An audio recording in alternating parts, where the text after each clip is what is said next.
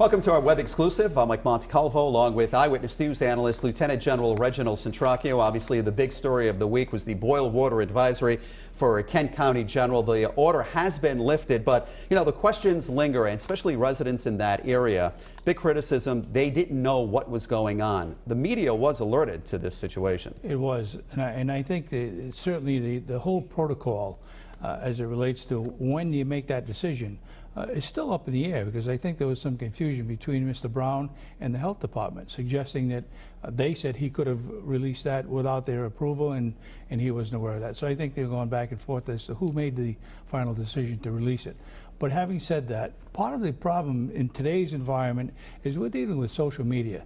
Every time something happens, it goes out to the social media before the official media gets it and before an official decision can be made. So the frustration, I think, has come about because of the rapidity that we're looking at today on getting information out. All right, General, go back to the confusion between the Department of Health and Tim Brown. That obviously is going to have to be worked out for possibly the next time. It is, and I think that's a real significant point. Where who makes that final decision? If you don't have adequate information, such as whether in fact a particular test came back positive or not, who makes the final decision? I would think that it should be the Department of Health that would make that, saying, okay, we've had 3 tests in a row. It is officially confirmed that we have E. coli. You need to go ahead and release the information to start boiling water. That's a real fine line, I think, and that unfortunately is part of the frustration. It seems like, especially the last several years, everyone wants the Emergency Management Agency to get involved. It doesn't really get to that point yet, does it? No, it doesn't. I think this was a case where it didn't get to that point. They may serve as somewhat of a focal point to get the word out on a part of the state, but EMA is really what it's called, is an emergency management agency. It doesn't make decisions, it gets information out and coordinates different resources. So I think this is perhaps a far stretch that EMA should have gotten involved in this. They did exactly what they had to do.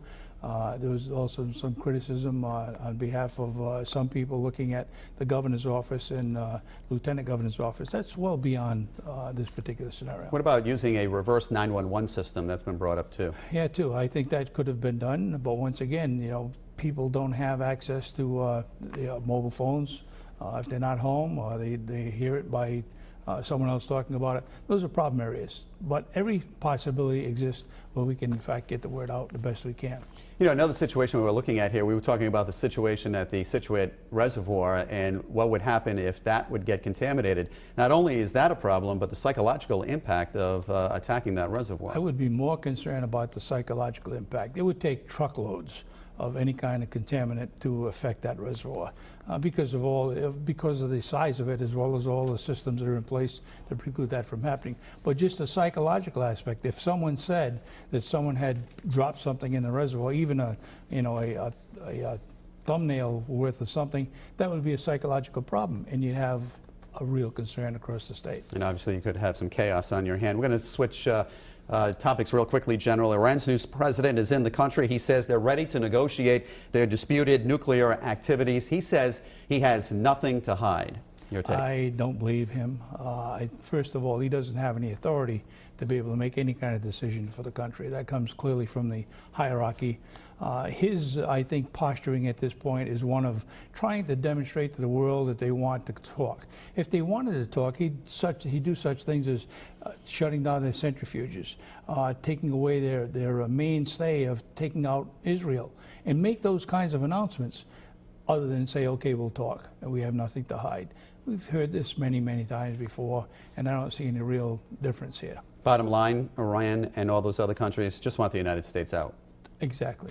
But even if we did move out, there'd still be a reason that they wanted to take down the Western culture as they do with the United States. We're not there. They need us out, and they want us out, and they'll do whatever they need to do. All right, General Centracchio, as always, thank you for your thoughts, and thanks for watching.